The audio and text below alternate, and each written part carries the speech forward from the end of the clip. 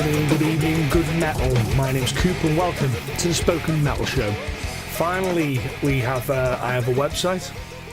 We have a website, I should say, thespokenmetalshow.com. So that's another portal where you can kind of check out some bits and pieces and kind of see if that's an easier way for you to listen to the podcast. I'm still working on the iTunes thing. It's way more complicated than I thought it was, and I'm not very clever, so that kind of means it takes even longer. But thanks to your support, a lot of people have sent some really nice messages in. I'm definitely going in the right direction, so that's nice to hear. There's a lot to cover. I kind of had a bit of a gap because I had an Extreme Wrestling pay-per-view and some acting duties that I was taking care of. So I had a little bit of a space there where I couldn't get to do anything. In that time, there's been quite a lot of information and bits and pieces come up as well, which is fascinating. So there was the Superbowl, and I'll explain why I'll talk about that in a sec. Glen Tipton, Cliff Burton, Ozzy and Frank Zappa, all separate stories related to them as well, and I'll kind of go through those as we kind of get onto things. So first, it was the Super Bowl at the weekend, and why would I mention this in a metal podcast? Because the Super Bowl sports, but there's no fucking connection. What is interesting, I'll tell you, when I watch the NFL, is that they do have like metal. They have like Ozzy and stuff, and Guns N' Roses and what have you playing.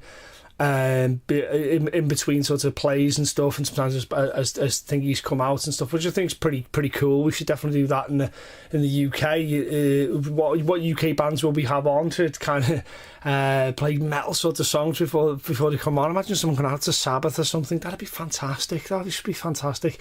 Anyway, while I was thinking about it, I was watching obviously the halftime shows that go on, and Prince being the best example of a halftime show, but I also thought then, well, what would a metal Super Bowl be? What would we have as a metal act that took place? Well, I'm sure we've come close with Van Halen, not necessarily metal, I suppose, modern rock. Got to stop arguing about what's rock and what's metal and all that bullshit.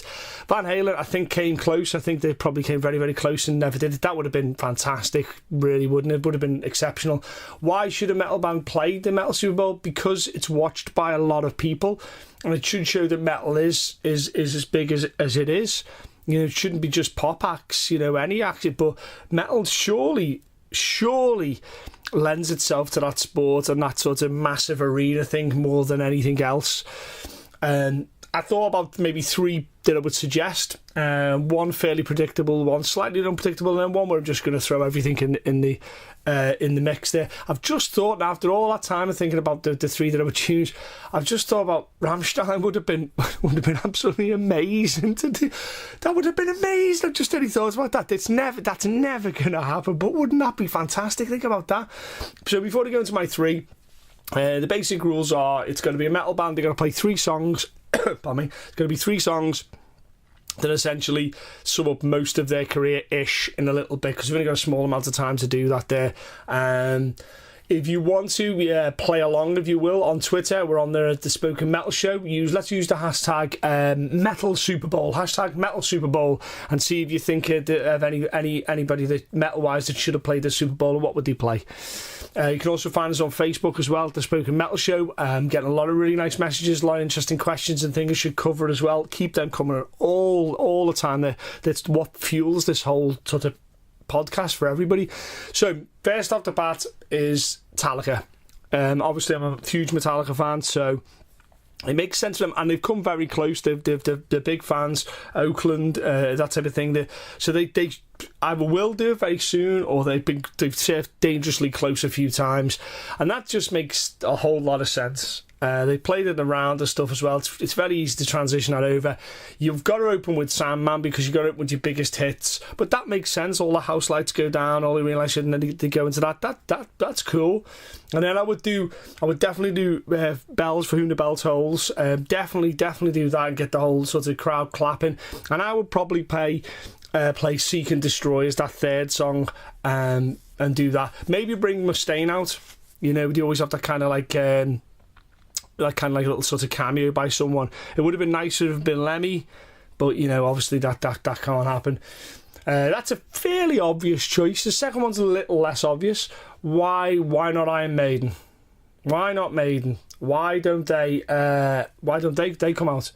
There's no problem in front of playing massive crowds. Surely the fucking everybody knows who Iron Maiden are, and the production. Imagine Eddie dressed as with the fucking pads on for being an NFL. That'd be fucking brilliant. That's just going to be brilliant.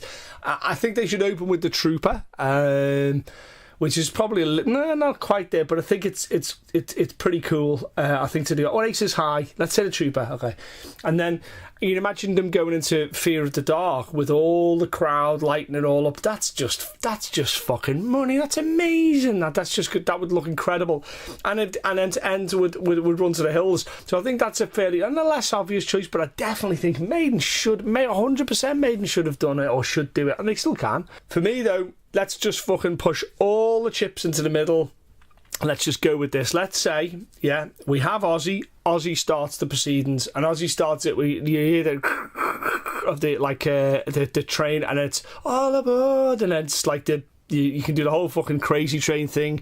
Zach just fucking riffing the shit out of it, just going Crazy Train. And as the end, just coming to the end of Crazy Train, Alice is standing there Ozzy standing there because Alice Cooper comes out and the starts playing Schools Out, or I'm 18, let's say, or if it was for me it'd be Poison or Feed My Frankenstein, but we've got a couple of choices there. But Alice comes out, Ozzy laying it down, the two of them sing it. Like Ozzy would be standing fairly sort of static as he always does. Al Vince Alice will be running around doing this whole thing, and just as that's reaching a peak, they go into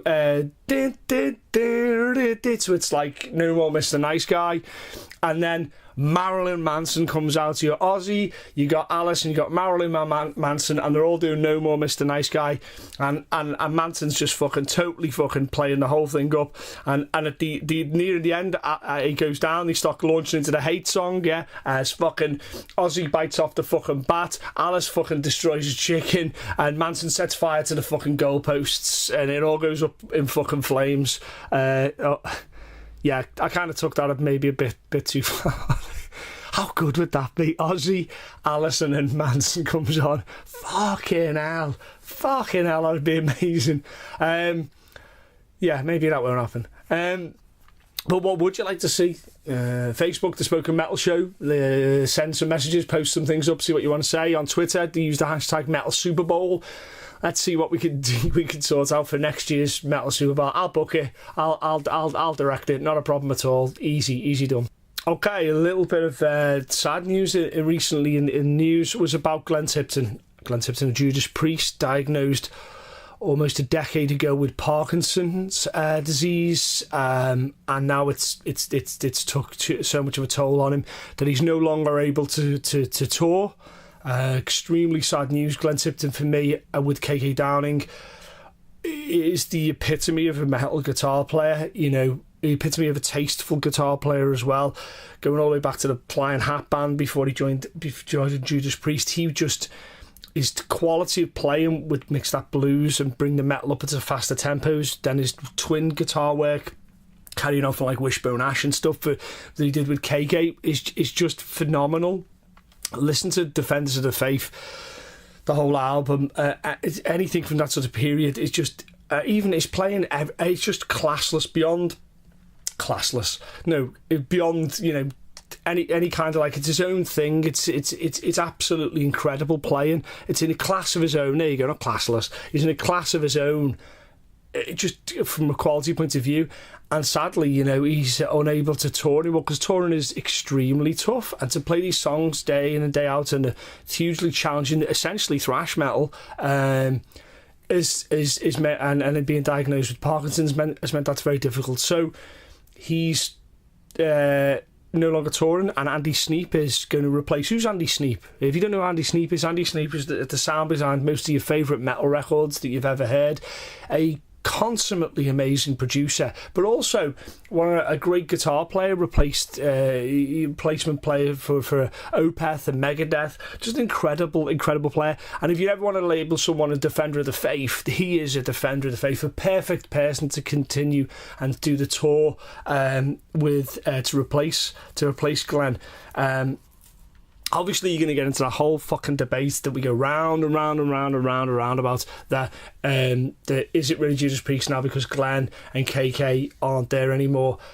It's just it's a different version of Judas Priest. You know, it's never going to be, unless whatever your particular priest is.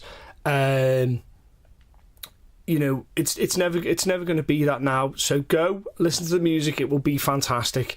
Their album, which Glen Tipton still plays on, Firepower, is out on the 9th of March, and I am beyond myself looking forward to that. The cover looks all kind of fucking Painkiller, kind of Defense of the Faith, kind of Screaming for Vengeance, kind of mix modern day stuff. I'm just, this is going to be an incredible album, and you can just bet your life that Glen's just going to throw everything he's got, because he does for every single record he's on. He's an incredible player. Even his solo stuff with Baptism of Fire, amazing player. If you don't know who Glen Tipton is, search him out. Incredible playing. And we wish him that he struggles with Parkinson's. He still continues to produce the music that we love. So thank you, Glenn, for everything you've done so far, and we look forward to hearing the album. Let's leave it on that note. We look forward to the album. Firepower, 9th of March, Judas Priest, amazing. Interesting piece of news was that Cliff Burton Day was finally announced February the 10th. He would have been 56.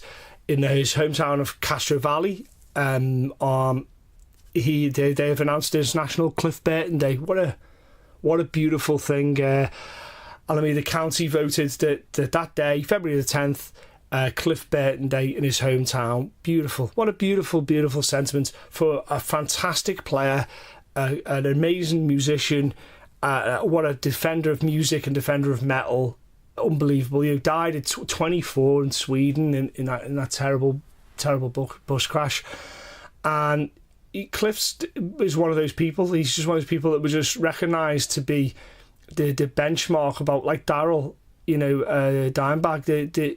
He just was omnipresent. He just was metal, with his kind of like the long bell bottom jeans and the denim jacket, but with no t-shirt, and into like country and kind of the Beatles and stuff. And he and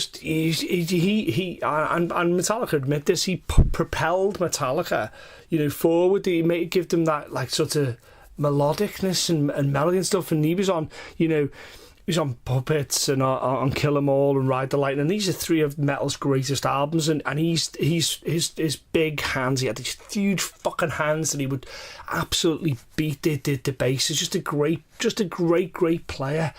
And it's just beautiful that Cliff Burton Day's announced February the 10th. I'm thinking about him. I think if I had to put some of my favourite songs, if you don't know who Cliff Burton is, immediately stop this podcast and immediately go and check everything he's ever done out, because Cliff Burton was fantastic. Check out, I'll put it in no real order, but I would say For Whom the Bell Tolls off Ride the Lightning. Just listen to that. Just listen to that for metal. It's just taking metal to the next stage, and just being. It's simple, but it's not simple. It's massive. It's everything. The Anesthesia off Kill 'Em All, Pulling Teeth. Just a bass solo. Listen to what he's doing. He's just doing stuff. War on the bass, and just unbelievable level of playing. And pushing a progression of the instruments. For me, it is absolutely capped though with Orion from Master of Puppets. Orion, just superb, just superb example. They recently replayed it with Rob on bass as a tribute to him, and that just shows you how deeply the band themselves feel about that. Was just sorely missed Cliff Burton. He very much the man. Very much a metal defender, like unbelievable player. Very sadly missed, but it's nice that now we've got Cliff Burton Day on February the 10th. A little sidebar to some of the things that we were talking about. Ozzy Osbourne's announced the No More tours again. I remember we talked about that in the previous podcast. Gotta love him. It's almost like with a sense of humour, isn't it? Like, the answer's a No More tour again. It just shows you there's nothing's done and dusted when people say they're going to wrap up. We were talking about Slayer wrapping their stuff up, and it's never over till it's over, is it, Ozzy? I just thought that was amusing that we were talking about that last time, and now he's already done that. Like, it's like I'm almost can predict these things. No, I can't. So the last thing I wanted to just talk about, I tried to get a lot in on this particular show. I normally aim for about 15-20 minutes just to keep it interesting for people. I'm going to be appearing on a friend's podcast soon. I'll give you some more details about that, talking about touring and metal and wrestling and all the things that I kind of really enjoy. So I'll give you the heads up on that. And we recently completed TNT's Extreme Wrestling Merseyside Massacre, which was a huge sell for us at our new venue, Infusion Nightclub. Please feel free, if you are inclined to check out wrestling. Even if you're not, it's definitely worth checking out. We have a new show coming up in May, a Supreme Extreme. And I'm also doing a little bit of acting work now, which is taking some time up. So I'm trying to get in these podcasts as often as I possibly can. Thanks for the support. Thanks for saying some really, really nice things. I've had some really, really nice messages, some really nice sorts of things being posted about the show. And I appreciate you listening, because it means a hell of a lot to talk to people about metal and this wonderful thing that we love called music. Last thing I want to cover is the announcement about Frank Zappa. Obviously not metal related, but it certainly will have an impact, and there is some kind of connections with metal. It's regarding Zappa doing a hologram tour. Obviously Dio had the hologram treatment. We've seen holograms are starting to slowly become a thing now. Zappa passed away in 1993. And before that, he had talked about holograms and that type of thing. So it's quite challenging at the moment, because the issue you've got is that the Zappa family is in disarray at the moment, because they're fighting Dweezil and Amit Zappa, fighting over rights and bits and pieces with merchandise and the ability to play songs. It's very very embarrassing that that's the case, and I'm pretty sure Frank would have been embarrassed with that. So the question you got to ask though is holograms. What do we think about that? If we could see, we've just been talking about Cliff Burton, if we could see Cliff Burton again play with Metallica, would you want to? I don't know. It's a really tough one. Zappa obviously talked about it and he liked it. I understand that. Let's take Zappa as an example here. Zappa is, he liked doing that because it was an interesting thing. He messed with all kinds of things, all kinds of special effects. If you watch any of his videos and stuff and video techniques, he was messing with all of that. It was interesting. I think it should be maybe a tiny part of the show, but not a big part of it. It shouldn't be based solely around Zappa. I went to see Steve Vai's 20th anniversary Passion and Warfare tour, and at one section he played with Joe, obviously still around, and people like that. But he also played with Zappa. Zappa was on the screen and played with him, and I thought that was nice. That worked. So I think if it's wholly based around a hologram, I think it's probably not going to work. That because Zappa's concerts were very tight, but allowed for moments of spontaneity, and he never liked playing the same solo twice. He used to always like to improvise, so that kind of goes against that as well. You've got people like Ray White and Scott Tunas and Steve Vai and Napoleon Murphy. They're all going to be on this tour, so there is some. I don't know. There is a reason to go to that. It's surely going to be dealt with a nice hand. Adrian Belew was originally on tour and then out of the tour, citing that it would be caustic and divisive, this tour. And that's maybe the thing. The problem is going into this, if we'd had no issues within the Zappa family trust and everything had been well handled, we might have not had the problems that we got to now with holograms. So that's a tough decision. But where do we stand with holograms in metal? If we could see Dimebag again, Lemmy, do we want to see them again? Do we want to see them for one song, two songs? Do we want to go and see a whole gig? Would you see a whole gig of people, or a whole band or a hologram? I don't know. Is that maybe? Does it feel cheap? Does it feel like a cash in? It's like there's no new artists being created apparently, and they haven't said we'll just keep going with these old artists. We'll just produce them as holograms. There's something antiseptic about a hologram that you can't get with seeing Lemmy sweating or Dimebag breaking a string. You can't get that.